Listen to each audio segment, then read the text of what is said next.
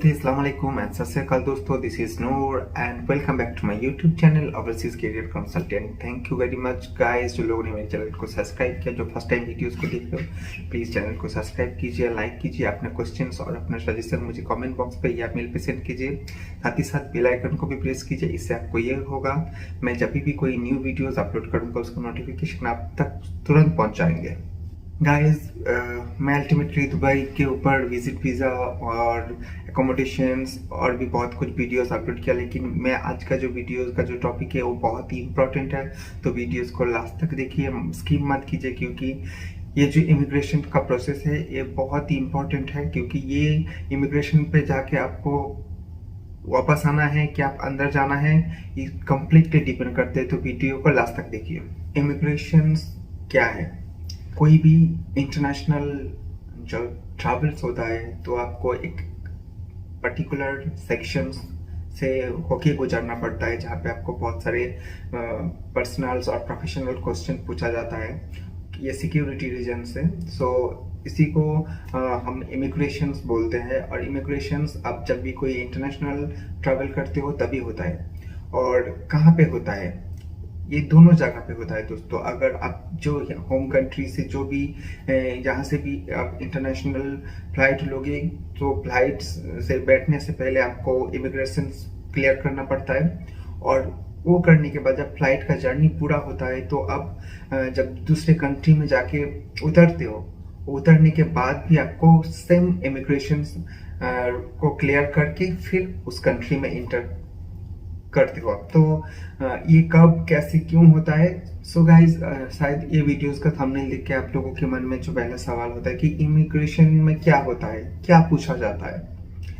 दोस्तों, इमिग्रेशन में बहुत सारे क्वेश्चन पूछा जाता है कि आपका पर्पस और आपका पासपोर्ट के ऊपर डिपेंड करता है, और आपका वीज़ा किस टाइप का है उस पर डिपेंड होता है। क्योंकि आपका वीज़ा विजिट है तो क्वेश्चन अलग होता है, आपका वीज़ा एम्प्लॉयमेंट है तो अलग होता है, और स्पॉन्सर्ड है तो भी अलग क्वेश्चन होता है। तो फर्स्ट ऑफ ऑल, अगर आप कोई भी एम्प्लॉयमेंट वीज़ा में कोई भी कंट्री के लिए जाते हो, तो अपने होम कंट्री से कहीं से भी जब जहाँ से आपका फ्लाइट होता है, चाहे वो मुंबई, दिल्ली, कोलकाता, मुंबई, बेंगलुरु, कहीं से भी हो, तो वहाँ पे आपको इमिग्रेशन में पूछा जाता है कि आप कहाँ जा रहे हो, क्यों जा रहे हो। और अगर आप जॉब पे जा रहे हो तो आपके साथ आपका पासपोर्ट तो होना ही चाहिए, उसके साथ आपका वीज़ा और उसके साथ जॉब ऑफर लेटर भी रहना चाहिए। कभी कभी इमिग्रेशन ऑफिसर आपको जॉब ऑफर लेटर भी पूछता है, तो आपको, अगर आप एम्प्लॉयमेंट वीज़ा में कहीं पे भी जा रहे हो तो आपको ये डॉक्यूमेंट्स होना चाहिए। तो आपको कुछ भी क्वेश्चन होता है तो वही रिलेटेड होता है कि आप कहाँ से आपको वीज़ा मिला, कौन सी कंपनी है, या फिर आपको कितना सैलरी, बहुत सारे क्वेश्चन पूछा जाता है। लेकिन अगर एम्प्लॉयमेंट वीज़ा है तो आपको वही रिलेटेड क्वेश्चन होकर आपको छोड़ दिया जाता है। और अगर आपको विजिट वीज़ा है तो विजिट वीज़ा है तो दोस्तों, जो विजिट वीज़ा का रिक्वायरमेंट होता है कि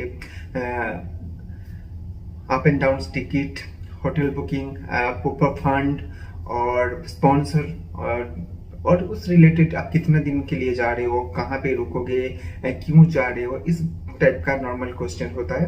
और आपका फंडिंग वगैरह चेक करके आपको इमिग्रेशन से क्लियर कर दिया जाता है। और अगर आपका हस्बैंड या वाइफ या चिल्ड्रंस कुछ भी स्पॉन्सर वीज़ा में है तो भी आपको कुछ वही रिलेटेड कुछ मिनिमम सब क्वेश्चन पूछ के आपको छोड़ दिया जाता है।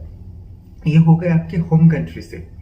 सो सेकंड थिंग, जब आप अपने कंट्री की इमिग्रेशन क्लियर करके दूसरे कंट्री के लिए फ्लाइट पे बैठ जाओगे, और आपका जो फ्लाइट का ड्यूरेशन होता है वो कंप्लीट करके जब आप दूसरी कंट्री में लैंड करोगे, तो वहाँ पे जाके आपको सेम इमिग्रेशन क्लियर करना पड़ता है, चाहे वो दुबई हो, सऊदी हो, यूएसए हो, या फिर यूके, कनाडा, कहीं पे भी हो। तो उस देश की जो इमिग्रेशन ऑफिसर होता है वहाँ पे आपका फिर से इमिग्रेशन पे पूछताछ, जो चेकिंग जो जनरल होता है वही होता है। तो वही सेम क्वेश्चन, सेम सवाल आपको उधर भी पूछा जाता है कि आप यहाँ पे क्यों आए हो, किस लिए आए हो, कितना दिन रहोगे। अगर विजिट पे है तो वीज़ा कॉपी, उसके साथ होटल बुकिंग, आपका फंड डिटेल्स पूछा जाएगा। अगर एम्प्लॉयमेंट में है तो आपका पासपोर्ट और आपके उसके साथ आपका एम्प्लॉयमेंट वीज़ा और कंपनी के जॉब ऑफर लेटर, ये सब मिनिमम जो चीज़ें आपको पूछा जाएंगे।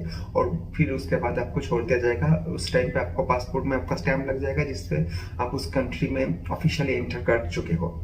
तो इसमें कुछ घबराने की बात नहीं है दोस्तों।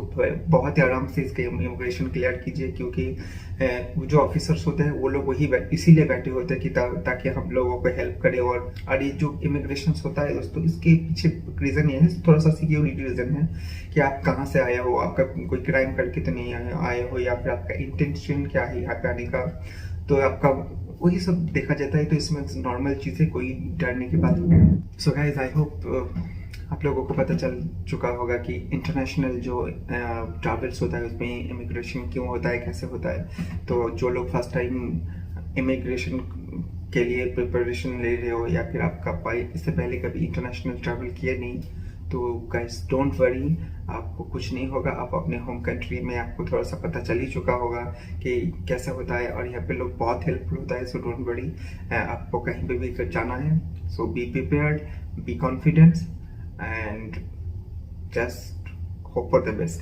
And guys, thank you very much मेरे वीडियोस को पूरा देखने के लिए। आई थिंक जितना भी बेसिक इंफॉर्मेशन था इमिग्रेशन रिलेटेड मैं बोल चुका हूँ, और फिर भी अगर इस रिगार्डिंग आप लोगों को कुछ भी क्वेश्चंस हैं तो मुझे कमेंट कीजिए या फिर मुझे मेल कीजिए, आई विल डेफिनेटली आंसर। आज के लिए बस इतना ही, बहुत जल्द मिलते हैं दूसरी कोई वीडियोस में, दूसरे कुछ टॉपिक और इंटरेस्टिंग कुछ बातें डिस्कशन करने के लिए। तब तक के लिए मुझे इजाज़त दीजिए। जय हिंद।